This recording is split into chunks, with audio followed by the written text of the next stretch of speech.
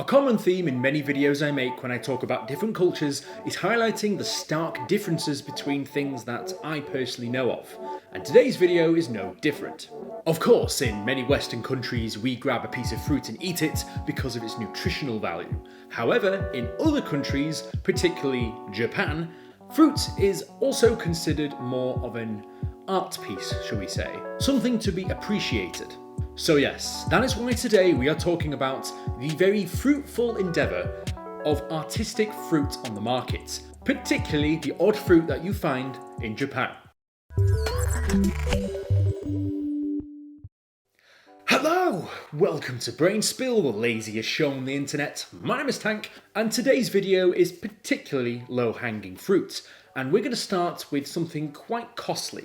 This is a Shizoko crown melon, worth about $45,000 or 3.2 million yen. That's a lot of moolah. Poco Sapporo Food and Beverage Limited were the winners of an auction, having been made to bid on the celebration of the 10th anniversary of the release of its melon flavoured soda water. They must have been doing pretty well. Really well that they had 3.2 million yen burning in their pocket to buy some cantaloupes with. These aren't just any melons, however, as the Shizoko crown melons are cultivated by specialist farmers for 100 days to make sure they grow to absolute perfection. These melons are kept in pretty top tier condition, being kept in specialist greenhouses and are tended to daily to make sure that they grow to the perfect ripeness they can be to be sold at the highest price possible. Yes, these greenhouses are pretty innovative. Windows are automatically opened and closed by a computer to keep the temperature and humidity inside as appropriate as possible, with the humidity inside of the greenhouse being constantly monitored. The methods used to cultivate the melons mean that they are separated on different soil beds and grown to ensure each melon gets the maximum amount of water and time to ripen to perfection. Just the description alone makes me want to bite into one of these melons with reckless abandon. Sounds refreshing. So, you might be wondering why these particular melons sold for so much. Well, anything is only worth as much as people put a price tag on it for. If you think it's worth that much, and everyone else thinks it's worth that much, then it's worth that much. And the reason that these melons in particular sold for so much money was because of the season they were sold in. They were the first melons grown to this perfection.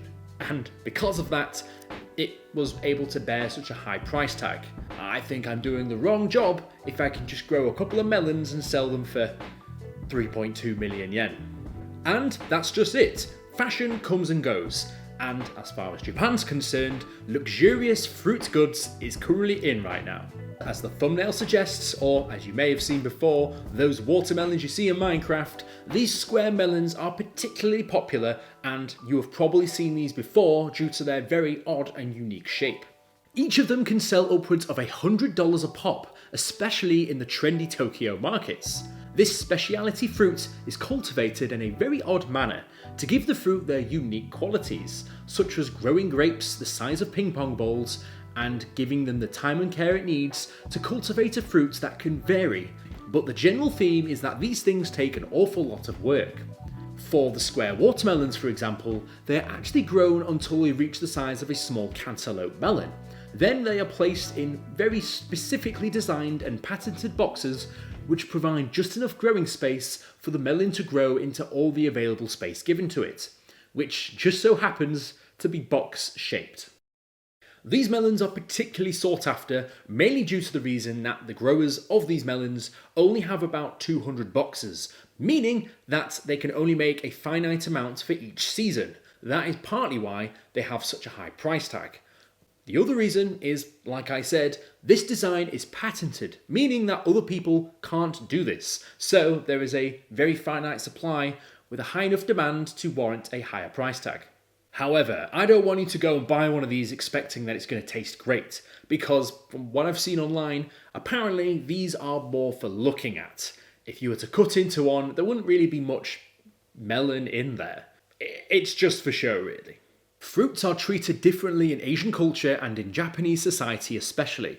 Fruit purchase and consumption are tied to social and cultural practices.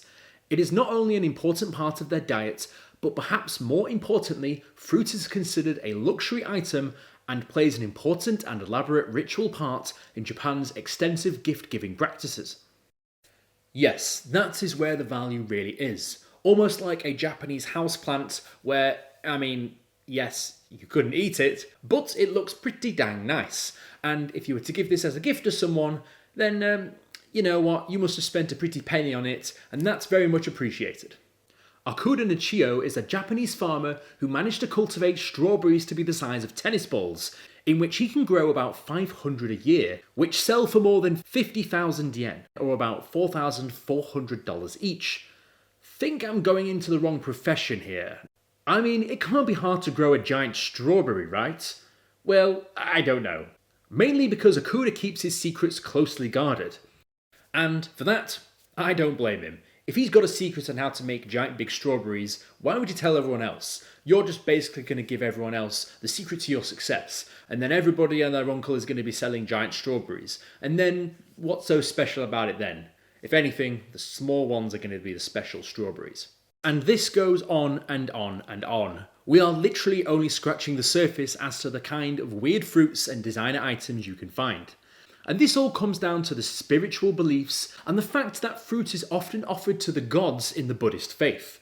High-end fruit has come to be viewed as an important symbol of respect. Beyond this, giving someone an expensive gift is considered a much more valuable factor in Japanese culture than perhaps their Western counterparts.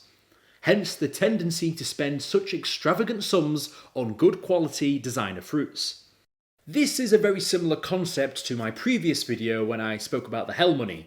Basically, the more that you spend, the more respect you are effectively giving in return.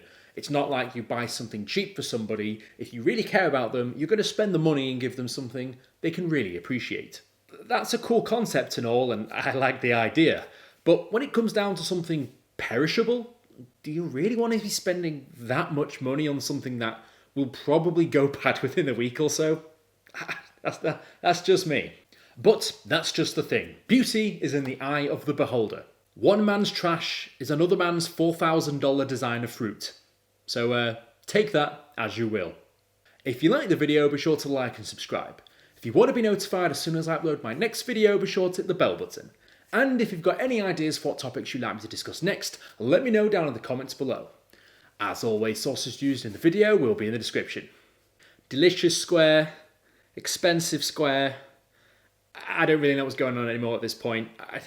Just give me a round melon. If it's going to cost me 50 times less, then I'd rather go for the normal fruit. Thank you. I'll see you guys in the next video. Fantastic.